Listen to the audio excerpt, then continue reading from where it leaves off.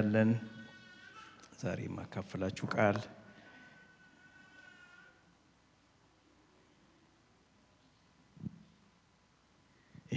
ባለፈው ትዝ ይላችኋል። ባለፈው ሳምንት ምን ተካፈል ርዕሱ ሰማያዊ እጅ የሚል ነበረ። ዛሬ ደግሞ እጆቼን ወደ ሰማይ አነሳለሁ የሚል ነው እና ትዝ ይላችሁ እንደሆነ ትንሽ በመጨረፍ ለማድረግ ያልነው ምን ነበረ?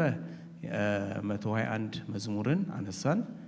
ከዛ ዳዊት ረዳቴ የሚመጣው ከሰማይ ነው አለ እና ሰማይ ከለር አይደለም መንፈሳዊ ዓለም ነው አለ። እርዳታችን የሚመጣው ከመንፈሳዊ ዓለም ነው። ሁለት ለጮሁ ሰዎች አዲስ ኪዳንም ብሉይ ኪዳንም ፍጹም እርዳታ የመጣላቸው ከማይታየው ዓለም እኛ ከማንደርስበት ከማንዳስሰው ነገር ግን የሰዎችን ሁለንተና ሊነካ ሊዳስስ ሊደርስ የሚችል አካል አለ መንፈሳዊ ዓለም ውስጥ። እሱ ነው የመጣላቸው። ስለዚህ የመጣው ቤታቸው ሰማያዊ እጅ ነው አለናል። ሰማያዊ እጅ ቤታችን ከመጣ የኛ እጅ የት ይሄድ ነው? እጆቼን ወደ ሰማይ አነሳለሁ። የኛም እጅ ወደ ሰማይ ነው። ስለዚህ ባለፈው አይናችንን ከወሰደ ለምን አይኖችን ወደ ተራራ አንሳር ያለው? አይናችንን ከወሰድን አሁን ደግሞ እጃችንን እንሰብስብ ከነገራችን ላይ እጃችን ወደ ሰማይ ይዘርጋ። ኢየሱስ ጌታ ነው። እና እንደዚህ ብዬ ልጀምርላችሁ። ምንድነው ሁሉ ነገር ቤተክርስቲያን ስንመጣ በተለይ ሁሉ ነገር once we stepped in ይሄንን በር ከገባን በኋላ ሁሉ ጊዜ ልናስብ የሚገባው የምናረገው ነገር ሁሉ ፓስተር ቅድም ሲናገር ነበር መንፈሳዊ ነው። ሁሉ ነገር መንፈሳዊ ነው። አሁን ቅድም ሰላም ስንል ነበር አዳዲስ የመጡትን አይደለ? እንኳን ደህና መጣችሁ ስንል እሱ መንፈሳዊ ነው። ለምን መጽሐፍ ቅዱሳችን በሰላምታ መካከል የተቀባበሉት ሰላም አለ። ኢየሱስ ጌታ ነው። ዳዊት ጳውሎስ ምን ያመሰላችሁ? በእናንተ መምጣት ተጽናናን ይላል። ሰው ሲመጣ ትጽናናለህ። እኔ ያው ከነ ፓስተር ፍቄ ከነ ፓስተር መስፍን ነተሚ ሳገኛችሁ ጽናናለሁ። ሲቀሩስ ያ መጽናናት ይቀርብኛል። ሰምሃው ገብቷችኋል? የአንዱ መምጣት አጠገባችሁ ያለው ሰውዬ ለእናንተ መጽናናት ምክንያቱም ውስጡ እግዚአብሔር አለ። መንፈሳዊ መስጠት መንፈሳዊ ነው። ይሄ ሪቹዋል አይደለም። ይሄ እሑድ አሁን ከዚህ ቀጥሎ ይሄ አይደለም። ስንሰጥ ደግሞ ይሰጠናል። መንፈሳዊ ነው። ኢየሱስ ጌታ ነው። እግዚአብሔር አንዳንድ ጊዜ ገንዘብ ስትሰጥ ገንዘብ ላይ ሰጥ ይችላል። ጤና ግን ይሰጣል፣ ሰላም ይሰጣል፣ ደስታ ይሰጣል። ትስቃለህ ሳታስበው ሰጥተሃላ። አያችሁ መንፈሳዊ ዓለም በመስጠትና በመዝራት ያምናል። ይሄ ደግሞ ትክክል። ኢየሱስ ጌታ ነው። ዝናብ የሚዘንበው ዝም ብሎ አይደለም፣ ከታች ተቀብሎ ከዚህ ሄዷል ወደ ታች ወደ የሚመጣው። ይሄ መንፈሳዊ ነው። ስንዘምር ስናመልክ መንፈሳዊ ነው። ኢየሱስ ጌታ ነው። እንደገና ቃል ስንሰማማ ተውት ያኔ በቃ ዊትቆፍ በቃ ተነሳን ማለት ነው። ስለዚህ ሁሉ ነገር መንፈሳዊ ነውና መንፈሳዊን ስራ ስንሰራ በስጋ አናስበው ነው። አሁን ሌላችሁ የፈለኩት ምን ማለት ነው? እግዚአብሔር በውስጥህ አሜን በል ብሎ በልካለህ አሜን በል። አጠገብህ ያለው ሰው ብለህ አትታሰር። የመጣው ጌታን ፈልጋር እንዴ? እኔን ፈልጋ እኮ ሁለተኛ ነኝ እኔ አይደለ እንዴ? ዋና ጌታ ነው። አንድ ምስክር ልንገራችሁ። አንድ ጊዜ ጋሻ ለሙ ቢፍቱን ታውቃቸዋለህ ፓስተር? ጋሻ ለሙ ቢፍቱ ይሰብካል፣ አሜሪካን አገልግሎት እጅ ይሰብካል። እና እኔ ከዘመናት በፊት ጌታ በህይወቴ ብዙ ነገር ተናግሮኛል። የዛለ ጋሻ ለሙ ቢፍቱ ስለ ፋይፎልድ ሚኒስትሪ እየተሰበከ እንደዚህ እዚህ ጋር ቁጭ ብያለሁ። በህይወቴ አርጌው አላውቅም። ውስጤ ግን ይሞቃል። የሆነ ሰዓት ላይ ተነስቼ ሮጥኩኝ በቃ ገስዋት ቦታዬ ስመለስ ያው ሰው አልነበርኩ፣ ሌላ ሰው። ኢየሱስ ጌታ ነው። ይሄ ሜዲዮክር የሆነ ይሄ ህይወት፣ ይሄ ቀዘቀዘ ህይወት ተለወጠ በቃ። ኢየሱስ ክርስቶስ ጌታ ነው። መንፈሳዊ ነው። ጩህ ካለ ጩህ። የሆነ ነገር እግዚአብሔር ፖይንት ኦፍ ኮንታክት ይፈልጋል። ኢየሱስ ክርስቶስ ጌታ ነው። ጌታ በዚህ ቤት አለ። ስለዚህ ግቡ። እዛ ኔትወርክ ውስጥ ነው። እዛ ውስጥ ገብተን እንስማ። ሰማያዊ እጆቼን ወደ ሰማይ አነሳለሁ። እንግዲህ ይህንን ሐሳብ ያመጣሁት ከዘፍጥረት 14 ምዕራፍ ዘፍጥረት 14 ቁጥር 22 ነው። እንዲህ ብሎ ይነበባል። ስለ ጸለይን ስላመለክን ነው ቀጥታ ወደ ቃሉ መሄደው።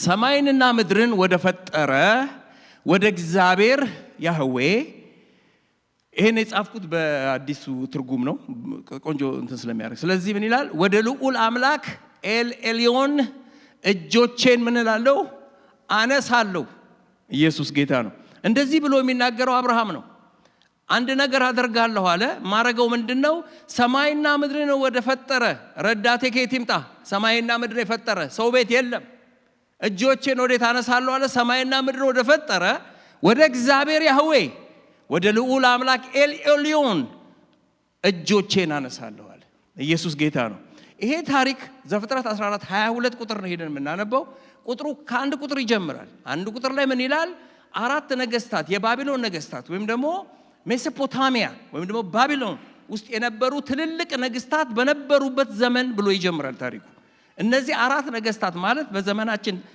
ሲተረጎም ትልልቆቹ አሜሪካ ራሺያ ቻይና ሳውዝ ኮሪያ ልንል እንችላለን ትልልቅ ናቸው እነሱ በነበሩበት ዘመን ይላል ከዚህ በፊት ግን ወደ ኋላ ወስጄ ለአብርሃም ታሪክ የምታውቁትን ትንሽ እናውራ ምንድነው እግዚአብሔር ለመጀመሪያ ጊዜ አብርሃምን ያገኘው ዘፍጥረት 22 ዘፍጥረት 12 አይደለም እንዴ ትዝ ይላችኋል አብርሃም የሱ ዲሰንዳንት እግዚአብሔርን ያመልኩ ነበር የአብርሃም ዲሰንዳንት ማን ነው ወደ 10 ጄነሬሽን ወደ ኋላ ስንሄድ ኖህ የሚባል ሰው እናገኛለን ኖህ የአብርሃም ዲሰንዳንት ነው በመሐከላቸው ግን 10 ጄነሬሽን አለ አብርሃም ጋር ግን ሲመጣ ኖህ ያመለከውን አምላክ አብርሃም አያመልክም ነበር አብርሃም ኡር በምትባል ከተማ በሳውዘርን ሜሶፖታሚያ ያለች ትንሽዬ ከተማ ባቢሎን ውስጥ ከልት ነበር የሚያመልከው ጨለማ ውስጥ ነበር የአባቶቹን የዲሰንዳንቶቹን አምላክ ትቶ በዛ ከተማ የሚደረገውን አይዶሎች ነበር የሚያመልከው ከዛ እግዚአብሔር ተገናኘው ኡር እያለ ማለት ነው ተገናኘውና ምን አለ አንተን ልጠቀምብህ ፈልጋለሁ በአንተ ልሰራ ፈልጋለሁ ህይወትህን ልለውጥ ፈልጋለሁ አንድ ነገር ግን አርግልኝ ከዚህ ውጣ ኢየሱስ ጌታ ነው እግዚአብሔር በእኔና በእናንተ መጠቀም ማድረግ ሲፈልግ ወገኖቼ ከያዘንና ከተያዝንበት ነገር ነው ውጡ የሚለው መጀመሪያ ለምን እግዚአብሔር ሊሰራ ሲፈልግ ከሌላ ነገር ጋር አታች መሆን የለብን ባለፈው እንዳልነው ከዚህ ስጋ ማን ይለየኛል ከዚህ ለሞት ከተሰጠ ስጋ ማን ይለየኛል መጣና ክርስቶስ ምን አለው ገደልኩልህ ለየው ኢየሱስ ክርስቶስ ጌታ ነው ስለዚህ ውጣ ሲለው አብርሃም ወዲያው 900 ወይ ደግሞ 1000 ኪሎ ሜትር ተጉዞ ከሳውዘን ኢራን ተነስቶ ሳውዝ ኢስት ተርኪ በወንድሙ በቤርሳቤ በሚጠራው የአብርሃም ወንድም ሎጥ አይደለም ቤርሳቤ እንዳላሳስታችሁ ላንበላችሁ ኢየሱስ ጌታ ነው ሃራን ይቅርታ ቤርሳቤ አልኳችሁ የአብርሃም ወንድም ሃራን ናኮርና አብርሃም ሶስት ናቸው ሁለቱ ልጆች አላቸው አብርሃም ልጅ የለውም በአንተ ሰራለው አለው እግዚአብሔር በወንድሙ በሃራን በመትጠራው ስም ካለበት ቦታ 1000 ኪሎ ሜትር ተጉዞ ሄደ ርቆ እግዚአብሔር ኢየሱስ ጌታ ነው እግዚአብሔር ከያዘን ነገር ርቀን እንድንሄድ ጌታ ይርዳን ርቀን ኢየሱስ ክርስቶስ ጌታ ነው ርቆ ሄደ አሁን ታሪኩ ምንድነው ሲሄድ ግን አሁንም ያለቀቃቸው ሁለት አካሎች አሉ ሁለት ሰዎች አሉ ይዟቸው ሄደ ባለፈው ጊዜ ስለ ጸጋ ስንነጋገር ምናል ጸጋ ማለት ከአውሮፕላኑስ ገብተን ወደዚህ እንደመጣንበት ነው አለና አንድ ዛጋ ላስታውሳችሁ ፈልገው መሰላችሁ አውሮፕላኑ ስንገባ ነው ወደዚህ ሀገር ስንመጣ ብዙ ምን ወዳቸውን ሰዎች ቻው ብለናል አይደለም እንዴ ወደ ጌታም ስንመጣ እንደዚህ ነው ጸጋው ስንገባ ብዙ ቻው ያልናቸው ለመምዶች አሉ ደስ የሚሉ የነበሩ ግን አብረው መዝለቅ የሌለባቸው አብርሃም ያን ሁሉ ሰው ሲሰናበት ሰው ግን ይዞ መጥቷል አብሮ ይዞ ከመጣቸው ሰዎች ሁለት ናቸው አንዱን ስጀምርላችሁ አንደኛው ማን ነው አንዱ አባቱ አላችሁ አርሲቢ ታራ ማለት ምን ማለት ነው ዲሌይ ማለት መዘግየት ማለት መቆየት ማለት ነው አያችሁ አንዳንድ ጊዜ ወገኖች እግዚአብሔር በ18 ዓመት ተናግሮ በ28 ሰራልሃል ያለ ነገር አብሮ የተያያዘ ነገር ካለ ከሚያዘገይ ካለ እስከ 58 አይፈጸም ይሄው ዛሬ መልእክት ይሄ ነው አይፈጸምም መላቀቅ አለብን። ከያዝነው ልምምድ አንጋድሊ ከሆነ ልምምድ መፈታት አለብን። እሱ ዲሌይ ያደርጋል፣ ነገራችንን ያቆያል። አብርሃም 1000 ኪሎ ሜትር ተጉዞ ሃራን የምትባል ከተማ ቆየ ብዙ ዓመት። እስከ መቼ? ታራ እስኪሞት። ታራ ሲሞት እዛው ተመልከቱ። ታራ ሲሞት 640 ኪሎ ሜትር እንደገና ተጉዞ ከነዓን ወደምትባል ከተማ ገባ። ከነዓን የምትባል ከተማ ወይም ደግሞ ጌሴም የምትባል ከተማ ቆየ። ከዛ ጌሴምም አልቆየም፣ ረሃብ መጣ። ወደ ግብጽ ሄደ። ከግብጽ ሲመለስ ቤቴል መጣ። ቤቴል ሲመለስ አንድ የቀረ ለመለያየት ያለባቸው ደግሞ ሌላ ሎጥ። ተለያዩ። የዛ ጊዜ እግዚአብሔር መስራት ጀመረ። ሎጥ ጋር ተለያዩ። አብርሃም ቤቴል ቀረ። ሎጥ ሰዶምና ገሞራ ወደዛ ሄደ። አሁን ይሄ ዘፍጥረት 14:1 ይሄንን የሚያወራል። ምንድነው? 4 ነገስታቶች አንድ ላይ በነበሩበት ዘመን እነ ሎጥ የሄዱበትን ከተማ ሊወጉ መጡ ይላል። ታሪኩን ስነግራችሁ ወደ ሐሳቢያውን ቶሎ ገባላችኋል። አብርሃምን ግን ስታስቡት አብርሃም አሁን የኪዳን ሰው ነው። አብርሃም ቃል ኪዳን ያለው እግዚአብሔር ከሱ ጋር የሆነ እርዳታው ከሰማይ የሆነ ምንም አይነት ወጀብ ቢመጣ ወደሱ ግን አይመጣም። እሱ የኪዳን ሰው ነው። እሱ ሎጥ አይደለም። ኢየሱስ ጌታ ነው። አብርሃም በቤቴል ቀረ፣ በኬብሮን ቀረ። እነዚህ ነገስታቶች 4 ነገስታቶች ሆነው ሰዶምንና ገሞራን 3 ነገስታቶች ጨምረው 5 ነገስታቶች ለመምታት መጡ ይላል። ምክንያቱም ምንድነው? 12 ዓመት ከተገዙላቸው በኋላ አንገዛም አሉ የሰዶም ንጉስና ገሞራ። 13ኛውን ዓመት አሳረፏቸውና በ14ኛው ዓመት ሊወጓቸው መጡ ይላል። 5 ነገስታቶች ከነሱ ውጪ መተው እነሱ ጋር መጡ። አንድም አላስቀሩም። ጠቅላላ ገድለው ይዘዋቸው ነው ሎጥንም ማርከው ሄዱ ይላል። አሁን ወደ ሐሳቤ ልመጣ ነው። ተመልከቱ። የዛ ሰዓት የሰዶም ንጉስና የገሞራ ንጉስ አምልጠው ወደ ተራራ ሄዱ ይላል። ካመለጡት መካከል መጣና ለአብርሃም እንደዚህ አይነት ወሬ ደረሰው ይላል።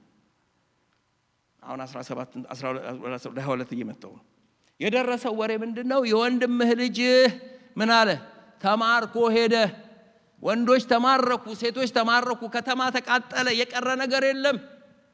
የማረካቸው ነገር ግን ወገኖች በሰው ኃይል የሚቻሉ አይደሉም። በሰው ኃይል የሚገፉ አይደሉም። አብርሃምም ምን አደረገ ይላል? ተመልከቱ። እግዚአብሔር በህይወታችን መቼም የሰው ህይወት ምንድነው መጽሐፍ ቅዱስ የሚለው? የሰው ህይወት ብርቱ ሰልፍ። ይሄ ግድ ብርቱ ሰልፍ ሲሆን ግን አብርሃም አሁን ብርቱ ሰልፍ ነው የመጣበት። ትልልቅ ሰዎች ናቸው የመጡበት። ትልልቅ ነገስታት ነው የመጡበት። 10 ነገስታት የመጡ 10 ነገስታትን የመጡ እንዴት አንድ ፋሚሊ ሊዋጋ ይችላል? ቴክኒካሊ ተስቡት አይደለም እንዴ? ነገር ግን ወገኖቼ አብርሃም እንዲያደረገ ይላል ኪዳን ያላቸውን በቤቱ ተወልደው ያደጉትን 318 ሰዎች ይዞ ሄደ። ይወላችሁ ችግር ሲመጣ ከዓለማዊ ጋር አይደለም እኛ ስራችን። በቤቱ ተወልደው ካደጉ ኪዳን ካላቸው ወንድሞቻችን ጋር ከነሱ ጋር ነው። ቅድም ፓስተር ሲናገር ነበር። ቅዳሜ ንፋስ መጎሰም አይደለም። ኪዳን ካላቸው በቤቱ ተወልደው ካደጉ ጋር ነው የምንጸልየው። እነሱን ይዞ ሄደ ይላል። 200 ኪሎ ሜትር ተጓዘ። ሆቦ የምትባል ቦታ ደረሰባቸው ይላል መጽሐፍ ቅዱሳችን ሲናገር ወገኖች። በተለይ ይሄን ቦታ ልንገራችሁና ልለፍ። አብርሃም በአካሉ ማለት ነው በስጋው ቢፈልገው ሊያገኛቸው ያልቻለበት ቦታ ነው ያገኛቸው። እነዚህ ነገስታቶች ሁሉን ነገር ወስደው ሁሉን ነገር ማርከው፣ ሎጥን ማርከው፣ ገንዘብ ማርከው፣ ንብረት ማርከው ዝም ብለው አይደለም የሄዱት። ሆቦ የምትባል ቦታ ደረሱ ይላል። አብርሃምም ሆቦ ደረሰባቸው። ሆቦ ማለት ሴክሬት ቦታ፣ ጨለማ ቦታ፣ ማንም የማይደርስበት፣ ማንም ሊያገኘው የማይችለው ቦታ ማለት ነው። እግዚአብሔር ህይወታችንን የታደገን ማንም ሰው አጎታችን ከማያገኘው ጨለማ ውስጥ ነው። አጎታችን ሊደርስበት ከማይችለው ሆቦ ከሆነ ከሲክሬት ቦታ ያዳነን ጌታ ኢየሱስ ጌታ ነው። እግዚአብሔር የተደበቀባችሁ የተማረከባችሁን ነገር ከተሰወረው ቦታ ያውጣላችሁ። እግዚአብሔር በመታደጉ ይታደጋችሁ። ኢየሱስ ክርስቶስ ጌታ ነው። ጠላት ደስታህን ወስዶታል። ሴክሬት ቦታ አስቀምጦታል። ጤናህን ወስዶታል። ዛሬ የምንሰማው ቃል ከዚህ ቃል የተነሳ እግዚአብሔር ይመልስልናል። ኢየሱስ ክርስቶስ ጌታ ነው። ተሰወረ፣ አብርሃም ደረሰባቸው። ምን መሰላችሁ የሚለው? ፉል ሪከቨሪ። እንዴት ተብሎ አራት ነገስታት 318 ሰው ሊጨርስ ይችላል? የሰማይ እጅ ካልሆነ፣ መንፈስ ቅዱስ ካልሆነ፣ ጌታ ካልሆነ። በእኛ ያለው ምንለው ለዚህ ነው። በእኛ ያለው በእነሱ ካለው ይበልጣል። ኢየሱስ ጌታ ነው። ክርስቶስ ኢየሱስ እዚህ መሃላችን አለ። ሃሌሉያ። አሁን ወደ ሐሳቤ ልምጣ።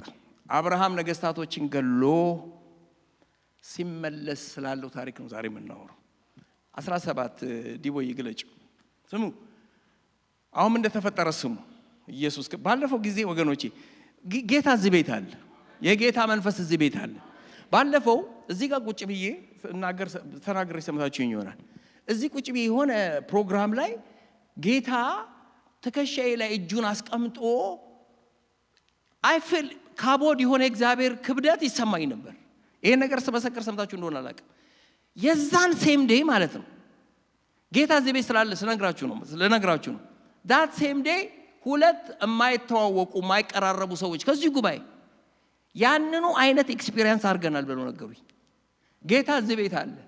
ጌታ ትከሻህን ይነካል፣ ይዳስሳል፣ ህይወትን ይዳስሳል። ይሄ የምናደርገው ወገኖች ቃል ተካፍለን መሄድ አይደለም። መንፈስ አለ እዚህ ቤት፣ የሚሰራ የጌታ መንፈስ አለ። ኢየሱስ ክርስቶስ ጌታ ነው። ይለውጠናል፣ ይዳስሰናል። አንተ ብቻ ይኸውላችሁ አንድ ነገር ልንገራችሁ። እኔ እግዚአብሔር ቃል ሲካፈል ሰው በመጻፍ አምናለሁ። በጣም የጻፍነው ነገር ወረቀት የያዘውን አይረሳም። አትረሳው። እኔ የምጽፈው ለመሰላችሁ በተፈጥሮ ስጽፍ አረሳም፣ ከጻፍኩት አረሳም። አመስከና ልንገራችሁ። አንድ ጊዜ የኑ ልጅ ስሙን ነገረኝ። ይሄንን ሜተር ተጠቀምኩኝ እንዳረሰው። አሁን የነሱ ልጅ ስም ሳስብ የጻፍኩት አይኔ ላይ አለ። ጌታ ሐሴት ብዬ የጻፍኩት አይኔ ላይ አለ። ከጻፍከው በአይንህ ካየኸው አትረሳው። ለዚህ ነው እኮ ትንቢቱን ቃል ጻፈው፣ ከአይንህ አይራቅ፣ ተመልከተው። የምንጽፈው ነገር አይረሳም። እና ምን ልላችሁ ነው መንፈስ ቅዱስ በዚህ ቤት ይሰራል እያልኩ ስነግራችሁ ምንድነው ስትጽፉ አንዳንድ ጊዜ እኔ የምለው ነገር ከዛም ልታልፉ ትችላላችሁ። ጌታ የሆነ ነገር ይነግራችኋል። ባለፈው ትዝ ይላችኋል ቤተልሔም የሚል ቃል ሳካፍል፣ ቤተልሔም የሚለው ቃል ፓስተር ፍቄ 3 ሳምንት በፊት እዚህ ቆሞ ቃል ያካፈለ ነበር። ፓስተር ትዝ ካለ እና ሚልክያስ 5:2 ላይ ሄዶ ይሄን ቃል አነበበ። አንቺ ቤተልሔም ኤፍራታ ሆይ፣ አላነበብኩም ፓስተር? አነበበ። አንቺ ቤተልሔም ኤፍራታ ሆይ ከይሁዳ አላፋት መካከል ታናሽ ነሽ፣ ካንቺ ግን አወጣጡ ከዘላለም የሆነ ገዢ ይወጣል። ቃል ሙሉ ቃል ጌታ ሰጠኝ። ባለፈው ላይ ኪም ሲነግረኝ ነበር። እኔ እየተናገርኩ ሌላ ነገር ጌታ ይነግረው ነበር። ኔትወርክ ውስጥ እንግባ። እግዚአብሔር ይሰራል፣ እግዚአብሔር ይናገራል፣ እግዚአብሔር ያወራሃል፣ ነገራችን ይቀየራል። ኢየሱስ ክርስቶስ ጌታ ነው አለ። ጌታ እዚህ ቤት 17 አብርሃም ገድሎ ሲመጣ ተመልከቱ ምን እንደሚል አንዳንድ እያለ እንድናይ ነው። አብርሃም ኮሎዶ ጎሞርንና አብረውት የተሰለፉትን ነገስታት ድል አድርጎ ሲመለስ ስሙን እዚህ ጋር አንድ ላውራላችሁ አንድ ነገር። አብርሃም ኮሎዶ ጎሞርንና አብረውት የተሰለፉ ነገስታት ገሎ ሲመለስ ይላል። ኮሎዶ ጎሞር ማለት እነዛን አራት ነገስታቶች ኮላይድ ያደረገ ዋናው ቁንጮ እሱ በታሪኩ ላይ። ኮሎዶ ጎሞር ማለት የስሙ ትርጉም ደግሞ ማለት ነው the servant of goddess ማለት ነው፣ የአማልክቶቹ ባሪያ። አብርሃም ከሰው ጋር ብቻ አይደለም የተዋጋው፣ አብርሃም ከአማልክትም ጭምር ጋር የተዋጋው። የዚህ ሰው አማልክት አንዱ ምንድነው መሳችሁ? full of sheaves ወይም ደግሞ ሰው በመከር ጊዜ መከር ሰብስቦ ሲመጣ እንዴት ነው የሚመጣው? አንድ ፉል አይደለ? የመከሩን ጌታ ነው የሚያመልከው። መከር የምትሰጠኝ፣ ሰክሰስ የምትሰጠኝ፣ ድል የምትሰጠኝ፣ ስዋጋ የምታሸንፍልኝ ብሎ የሚያመልከው አምላክ አለው። ከአምላኩ ጋር ነው አብርሃም የተዋጋው። ለዚህ ነው አብርሃም ሲመለስ ድል አድርጎ እነማንን? እነ ኮሎዶ ጎሞርን አብረውት የተሰለፉትን ሲመለስ ምን አገኘ ይላል መሰላችሁ? የሰዶም ንጉስ ቅድም ሸሽቶ ሄደው የተሸነፈው አገኘው። ያገኘውን ቦታ ስሙ። የንጉስ ሸለቆ ተብሎ በሚጠራ በሴዊ ሸለቆ ሊቀበለው ወጣ ይላል። ይሄ ኢንሲደንት አይደለም። የንጉስ ሸለቆ ማለት ዘፍጥረት ብሉይ ኪዳን ላይ ነገስታቶች ሁሉ የሚገናኙበት ኪንግስ ቫሊ ይባላል። በአማርኛ እንደምታው ኔጌቲቭ ነው ሸለቆ ሲባል፣ ግን ታሪኩ ግን እንደሱ አይደለም። ስንቶቻችሁ እዚህ ሀገር ከሂድን ቫሊ ሄዳችሁ ታውቃላችሁ? ሂድን ቫሊ ጌታ ባርክ ገቢ አዊሻ ቤዳች ሂድን ቫሊ የሚባል ሰፈር አለ እዚህ። በአማርኛ የተሰወረው ሸለቆ ነው። ትንሽ ኔጌቲቭ እንትን አለው። ሂድን ቫሊ ግን ሂዱና እዩ። ምርጥ ቦታ ነው፣ ኪችነር ውስጥ ማለት ነው። ይሄ ሸለቆ አይደለም፣ የነገስታት ሸለቆ፣ ነገስታቶች የሚነጋገሩበት የሚመካከሩበት ቦታ ነው። እና አብራራላችኋለሁ። አቢሴሎም የሚባል የዳዊት ልጅ በነገሰ ጊዜ እዚህ ንጉስ ሸለቆ አንድ እስራኤላዊ ነግሶ ንጉስ ሸለቆ ውስጥ ታሪኩ መወራት አለበት። እንዴት? አቢሴሎም የሚተካኝ ስለሌለ ብሎ ይላል። ንጉስ ሸለቆ ውስጥ ሐውልት አቁሞ ነበር የሚል ቃል አለ። እዚህ ቦታ ላይ አንድ ንጉስ አብርሃምን ተገናኘው። የት? ንጉስ ሸለቆ፣ የነገስታት ሸለቆ። ቀጥሎ የምትለው ቃል ምንድነች? በሴዊ ደግሞ ሸለቆ፣ በሴም ሸለቆ ነው። ሴዊ ሸለቆ ደግሞ ማለት መሰላችሁ ሁሉን እኩል የሚያደርግ ሌቭል፣ ፕሌን፣ እንደገና ኢኳሊቲ ከነገስታት ጋር አላስቀመጠንም ጌታ ኢየሱስ ክርስቶስ ጌታ ነው። ምንም ማንረባ ሰዎችን ከነገስታት ጋር ተመልከቱ። ቆሮንቶስ መጽሐፍ ላይ በጣም ደስ የሚለኝ ቃል አለ። ጳውሎስ ምን ላመሰላችሁ? ትካሰሳላችሁ እንዴ ትላለ? አታቁም ወይ እናንተ በመላእክት ምን እንደምትሉ እንደምትፈርዱ? እዚህ ቤት ያላችሁ ታውቃላችሁ። በመላእክት ጋር ከመላእክት ላይ እንደምንፈርድ አንድ ቀን ከክርስቶስ ጋር እንደምንቀመጥ ከነገስታት ጋር እንደምንቀመጥ ኢየሱስ ጌታ ነው። ይሄ እኮ ቸርች እኮ ዝም ብሎ እንትን እኮ አይደለም፣ ኮሚኒቲ እኮ አይደለም። ይሄ መንፈሳዊ ዓለም እኮ ነው። ከዚህ ዓለም ያለፈ ህይወት እኮ ነው። ኢየሱስ ጌታ ነው። በንጉስ ሸለቆ፣ በሴዊ ሸለቆ፣ ሁሉን እኩል በሚያረግ ሸለቆ አንድ ሰው ተገናኘው። ማ? የሰዶም ንጉስ። ቀጥሎ ያለው ስሙ የልዑል እግዚአብሔር ኤልኤልዮን ካህን የነበረው የሳሌም ንጉስ መልከጼዴቅም እንጀራንና የወይን ጠጅ ይዞ ወጣ ይላል። የት ተገናኘ?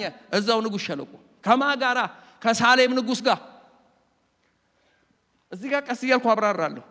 የልዑል እግዚአብሔር ከዛስ ኤልኤልዮን አንድ ሰው አይደለም፣ ሁለት ናቸው። የልዑል እግዚአብሔር ኤልኤልዮን ካህን የነበረው የሳሌም ንጉስ፣ የሰላም ንጉስ፣ ከዛስ መልከጼዴቅ የጽድቅ ንጉስ ተገናኙ አብርሃምን። አብርሃም የኪዳን ሰው ነው። አንተን ዛሬ ማን እንዳገኘህ እኮ ላወራልህ እኮ ነው። ኢየሱስ ክርስቶስ ጌታ ነው።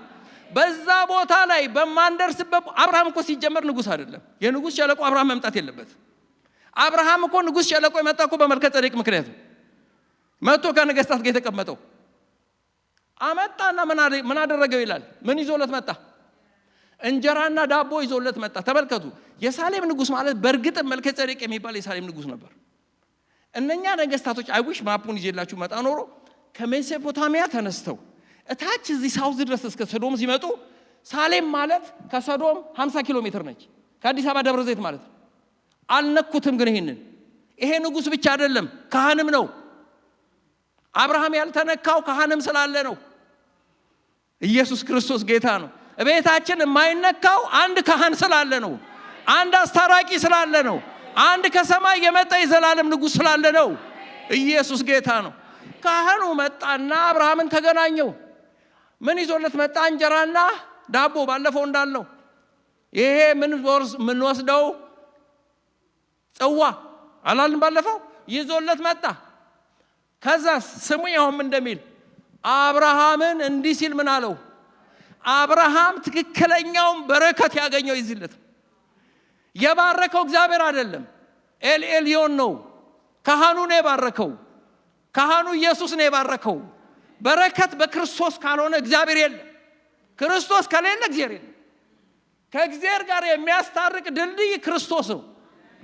ክርስቶስ ባረከው ነው የሚለው የኤፌሶን መጽሐፍ እንደምናነበው ማለት ነው።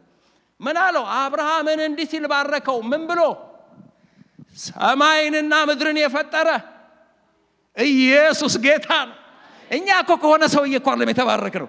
ሰማይና ምድርን የፈጠረ አይ ማሃታዳራ ባጋዶስ ኢየሱስ ሃሌሉያ ረዳቴ ከየት ይምጣ ሰማይና ምድርን የፈጠረ ልዑል እግዚአብሔር ኤልኤልዮን አብርሃምን ይባርክ አብርሃም በክርስቶስ ነው የሚባረከው እቤታችን በክርስቶስ ነው የሚባረከው ከክርስቶስ ውጪ በረከት የለም ኢየሱስ ጌታ ነው አብርሃምን ይባርከው ሃሌሉያ ስሙ ከዛ በኋላም እንደሚል ጠላቶችን ስሙ አሁን በደም ጠላቶችህን በእጅህ የሰጠህ እጅህ ላይ ያለው ድል እጅህ ላይ ያለው ብልጽግና እጅህ ላይ ያለው ነገር አንተ እንዳይመስልህ 318 ባሮች እንዳይመስልህ በእጅህ የሰጠህ ሆቦን የተሰወረ ቦታ ጨለማ ቦታ ያገኘልህ ጠላቶችህን ችግርህን ያገኘልህ በሽታህን ያገኘልህ መከራህን ያገኘልህ እጅህ እንዳይመስልህ ማን ያገኘልህ ልዑል እግዚአብሔር ከዛስ ኤልኤልዮን ኢየሱስ ጌታ ነው ሃሌሉያ በእጅህ የሰጠ ስሙኝ ይሄን ቃል ስሙን በደንብ ስማችሁ ጠላቶችህን አሳልፎ በእጅህ የሰጠ ልዑል እግዚአብሔር ኤልኤልዮን ምን ይሁን እንደዚህ አይነት ቃል አዲስ ኪዳን ላይ አታውቁ ኤፌሶን 1 ቁጥር 2 በመንፈሳዊ በረከት ሁሉ በክርስቶስ ይላል አትርሱ በኤልኤልዮን በመንፈሳዊ በረከት ሁሉ በክርስቶስ የባረከን የጌታችንና የአምላካችን የመድኃኒታችን የእግዚአብሔር ስም ምን ይበል ይባረክ ይሄ ቃል ማለት ይሄ ቃል ዘፍጥረት ነበር ኢየሱስ ጌታ ነው በደንብ ስለ ጌታ ክብር አጨብጭቡለት ኢየሱስ ማሃዲጋ ዳራባላ ማዶናስ ኤባባባባ ሳቲያ ጌታ መንፈስ ቅዱስ ስም ይባረክ አለዚህ ቤት ጌታ ወገኖቼ አለዚህ ቤት አይናችሁን ጨፍኑና በእጄ የሰጠኸኝ አንተ ነህ ይሄንን የተበላሸውን ነገር እኔ ሰራኸው አንተ ነህ አሁንም አለህ ኤልኤልዮን የኔ ካህን በለው ሲያውራው እስቲ ማሃዳጋዳ ባራባጋዶሳ ጀደ በካቲታ ታታማ ካቶሮ ቦሮቦሮቦሳ ኤጄኔ ማቲራ ባጋላ ካቴዳዶሳ ባዲኖማ ማፕሮቮጎዳ የምኖረው የህይወት ኑሮ ነው ሃሌሉያ ከሞት ድኛለሁ ከጨለማ ድኛለሁ ከበሽታ ድኛለሁ ከክፋት ድኛለሁ ነገሬ ባንተ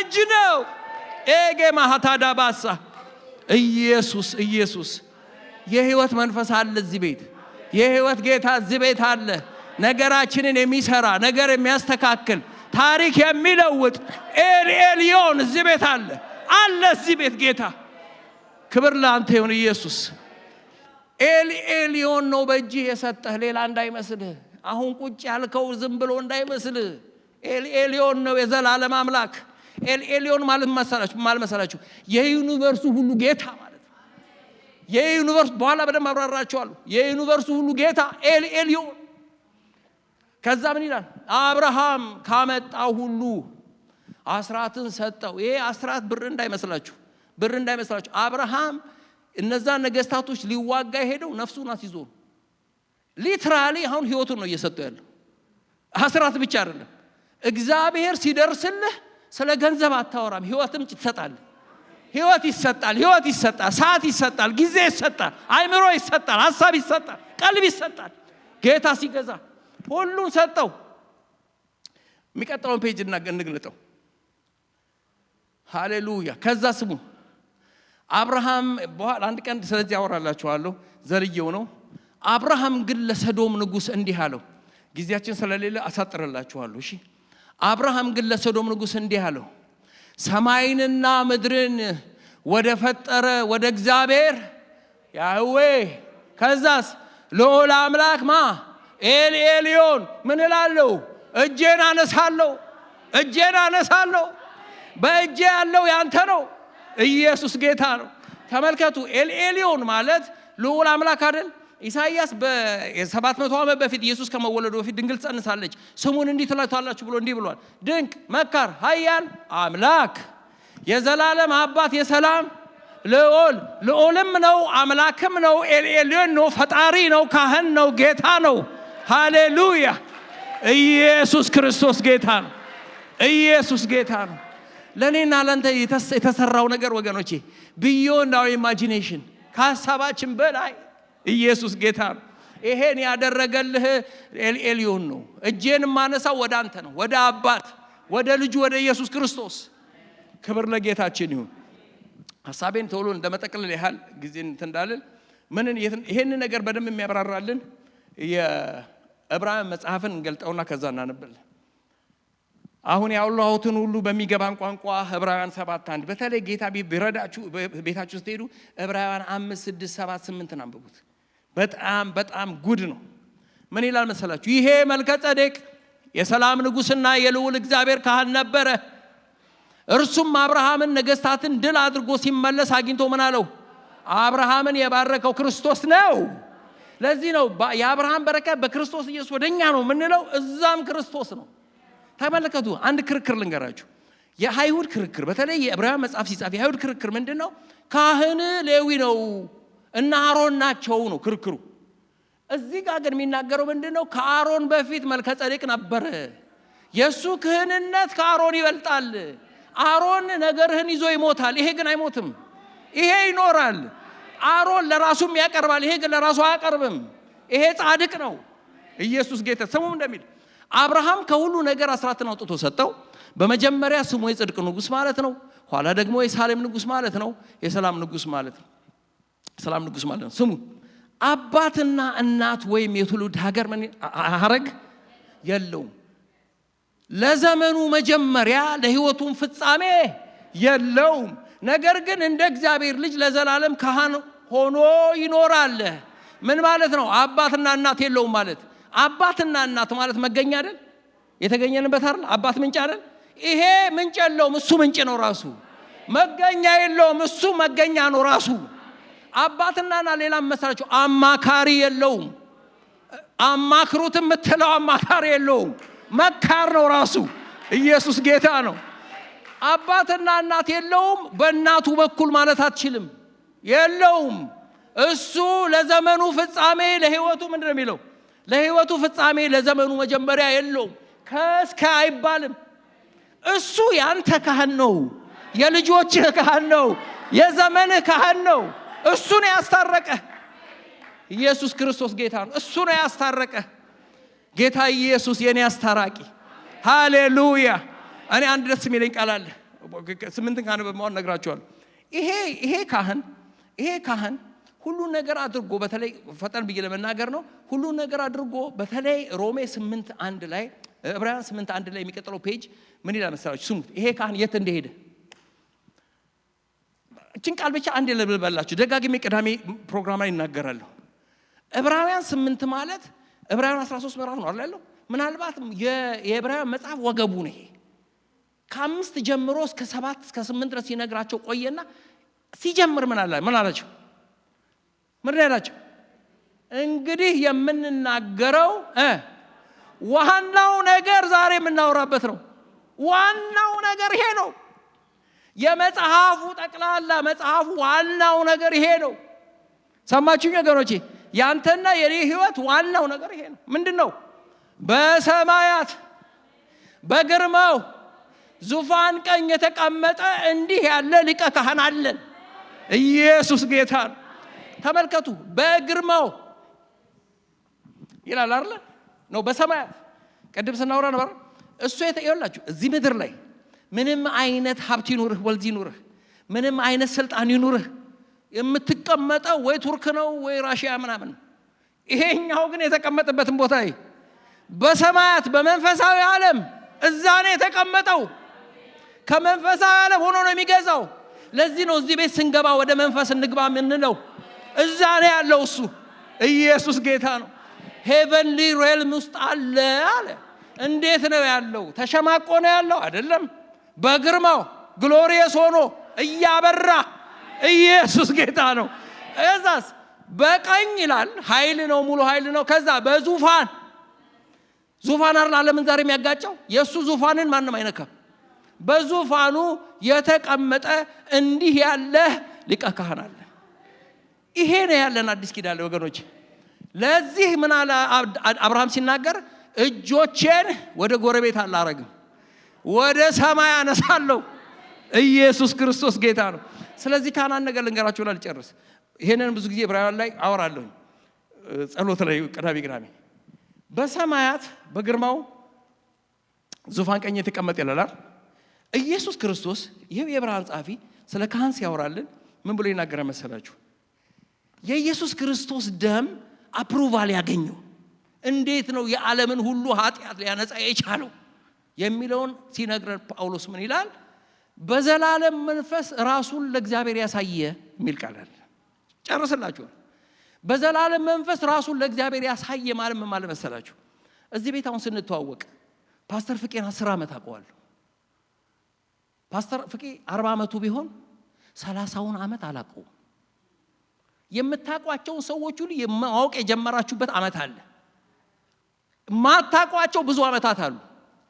ይሄ ዓመታት አይደለም፣ በዘላለም መንፈስ። ዘላለም ባለፈው እንዳልኳችሁ ዘላለም ከእስከ አይባልም። የኛ ህይወት 120 80 ዓመት ነው። አንድ የተፈጠረ ኢንሲደንት ነው። ዘላለም ውስጥ አንድ የተፈጠረ ኢንሲደንት ነው። እሱ አለ በዘላለም መንፈስ ራሱን ለእግዚአብሔር ያሳየ።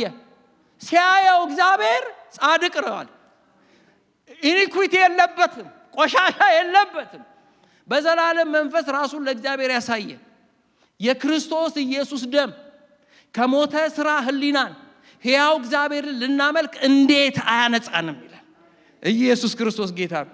ደሙ የሱ ነው፣ ጽድቁ የሱ ነው፣ ጸጋው የሱ ነው፣ ዳኛው እሱ ነው፣ አርቢትሩ እሱ ነው፣ ጠበቃው እሱ ነው፣ የሁሉ ፈጣሪ ኤልሮይ እሱ ነው፣ ሁሉም እሱ ነው። የሚረዳን ኢየሱስና ኢየሱስ ነው። ሃሌሉያ! ኢየሱስ ጌታ ነው። እጆቻችን ወደ ሰማይ እናንሳ።